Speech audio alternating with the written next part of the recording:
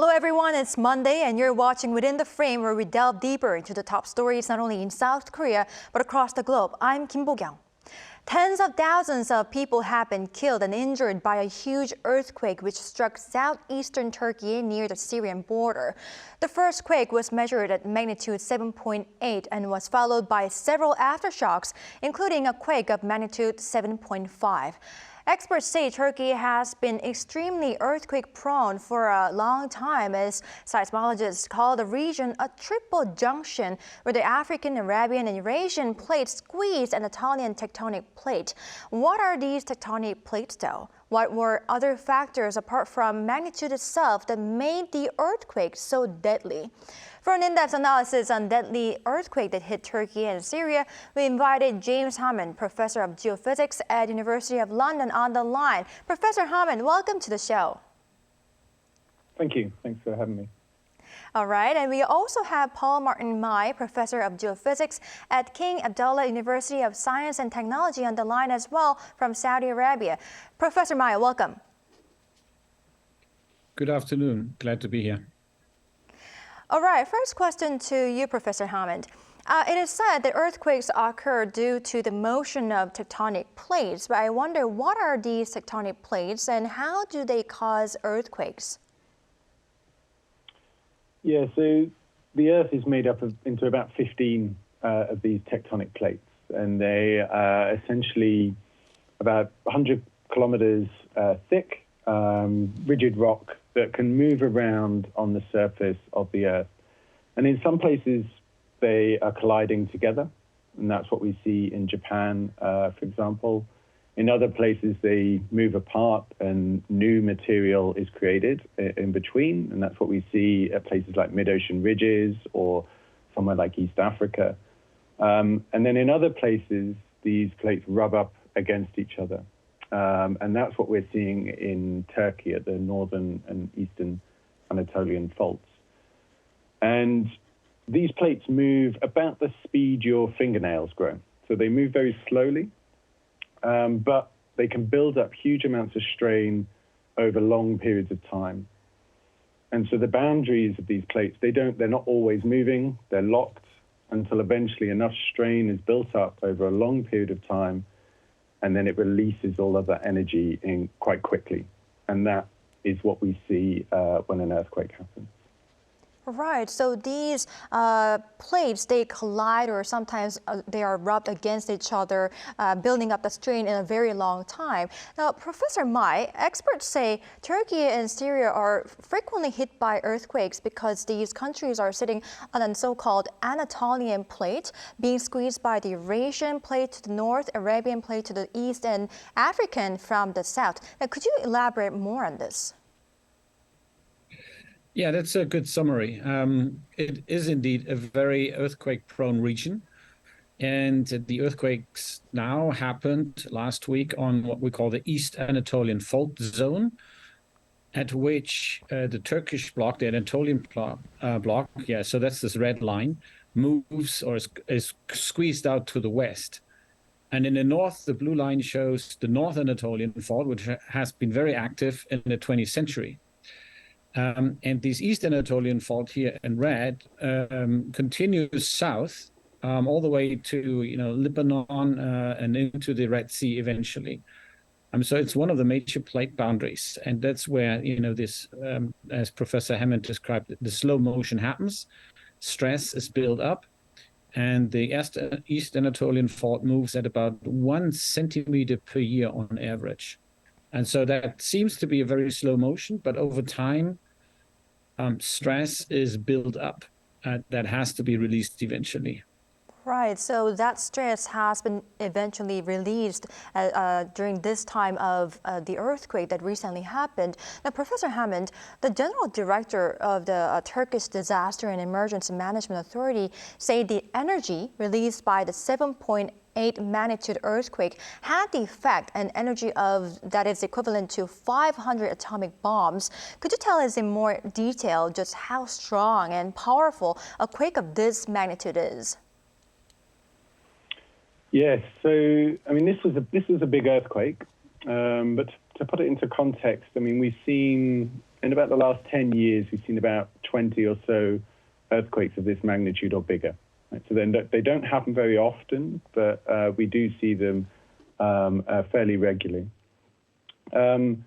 When we measure the size of an earthquake, we use a magnitude scale. We use something called moment magnitude. And this kind of measures the amount of energy that's released during an event like this. And so the Hiroshima nuclear bomb at the end of the Second World War released about the equivalent energy of about a magnitude 6 earthquake. And as we go up every one on the magnitude scale, earthquake magnitude scale, it releases about 30 times more energy. And it's a logarithmic scale, so we go 30 times each time we go up one in the scale. So a magnitude 7 would release 30 times more energy than the Hiroshima bomb. And in the case of a 7.8 magnitude earthquake, we would release about, the director is correct, at about 500 times as much energy as the Hiroshima bomb over the duration of the earthquake. I mean, the earthquake itself took about 90 seconds to rupture the whole fault. And indeed, the 7.5 earthquake later that day would have released about 200 times as much energy as the Hiroshima bomb. And I think it's worth putting that into perspective as well with some of the biggest earthquakes we see on the Earth. So if we think about the Tohoku earthquake in 2011 in Japan, I mean, that would have released the energy of about 35,000 Hiroshima bombs. So it's the biggest scale. These earthquakes can be very large. Right. It's easier for us to understand by you saying that it is 30 times more than a Hiroshima bomb that Japan had to see. Now, Professor Mai, I think you have already mentioned it, but you see, most of the largest earthquakes in the past 100 years happened along with the North Anatolian fault, but this time it was along the Eastern Anatolian fault. Why have so many earthquakes occurred along the northern fault, and why has the latest earthquake hit the eastern fault system? Yeah, this is a very deep question, I have to say, for which there is no simple answer. Let us go back to the North Anatolian fault first. So we had an unusual set of earthquakes on the North Anatolian fault starting in 1939 with a big earthquake in the east, very close to where the North Anatolian fault connects to the East Anatolian fault. And in the decades to come, there were many earthquakes that what we call unzipped or unlocked the North Anatolian faults with big earthquakes that happen continuously propagating to the west towards Istanbul, where then in 1999 there was this devastating earthquake in the Izmit region, Adapazarı, that caused about 18,000 fatalities. Now, the East Anatolian fault has not been quiet over the last 100 years. So that's a wrong impression. There have been magnitude 6 earthquakes in 2001, I think, and in 2020. They were both more to the northeast on the East Anatolian fault. And there have been many small earthquakes, small meaning magnitude 4, roughly speaking. So they are felt by the local population, but they're not necessarily damaging. And the region in which the 2 earthquakes happened last Monday, they have not ruptured since about 1870. So we have information about historical earthquakes that occurred in that region. So in this context, we need to be very clear to say that science knows that this is a very active earthquake zone.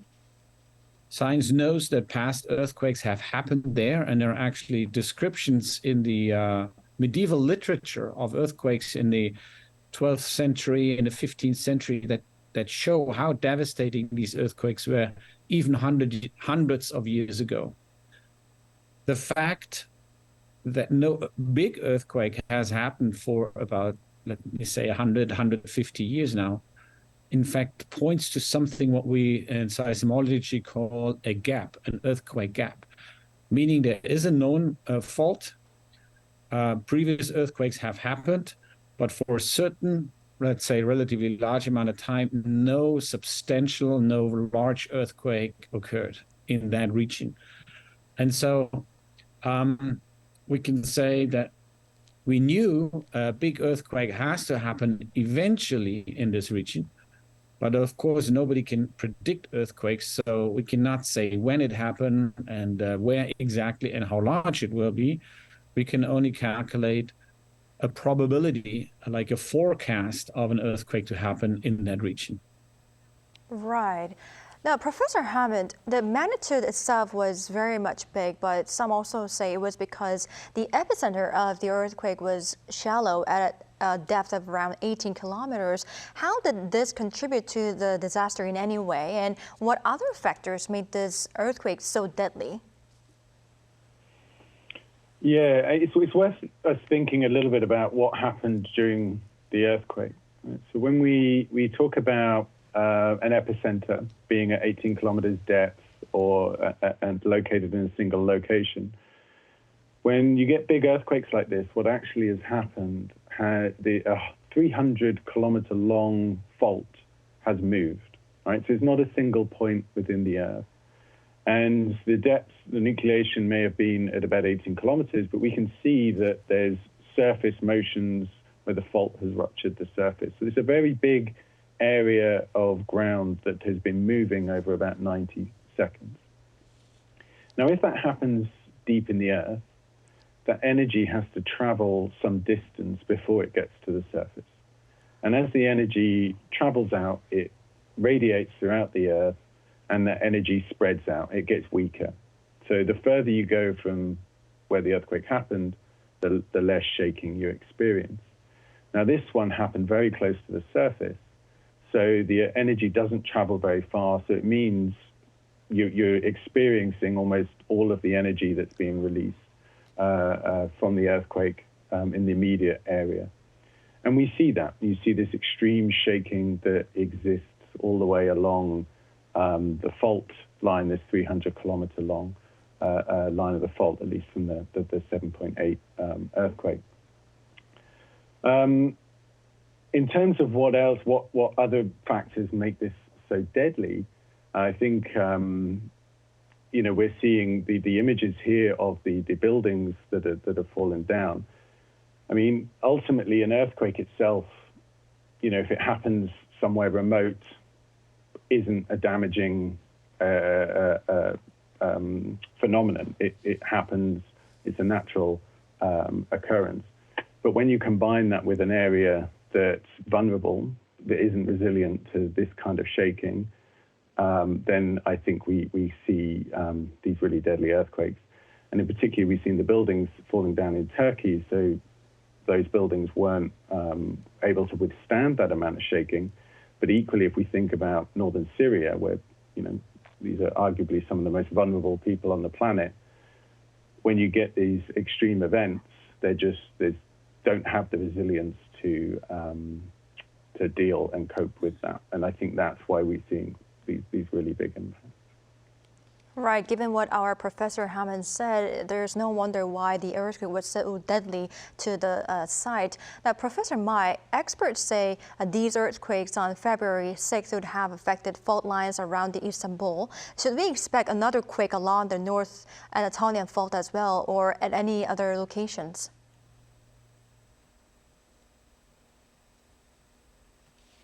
I have to Mai? phrase Yeah. my answer. Yes, I have to phrase my answer carefully. So the answer is yes, we do expect more earthquakes to happen. And there will be aftershocks in the region in southeastern Turkey for weeks and months to come.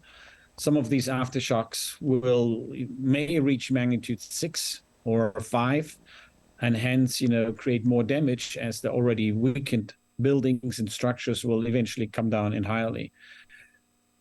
So, and what we call the source region, there will be many more earthquakes for many weeks and months, as I said, even years.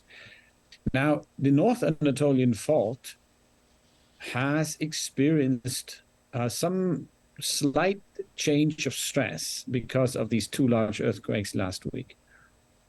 However, it's very difficult to say or to quantify if that stress change that originates from last week's ruptures has any direct effect on more earthquakes or higher earthquake activity on a North Anatolian fault. That would be a very weak claim to make. Calculations can be done and data need to be collected, and then one can make a more profound assessment.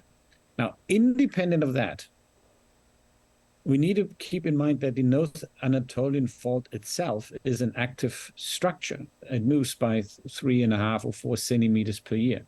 So it produces its own earthquakes, independent of last week's events. And these will happen and continue to occur. And of course, we globally, and in particular the Turkish population and government, they are concerned about Istanbul, which lies very close to the North Anatolian fault. And there is an earthquake gap, in the way I described it previously, in the Marmara Sea, where we know from science, from data, that this hasn't ruptured for the last 250 years.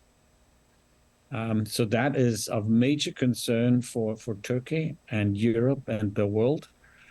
But we cannot tell if any rupture there is now more likely or not because of the earthquakes of last week.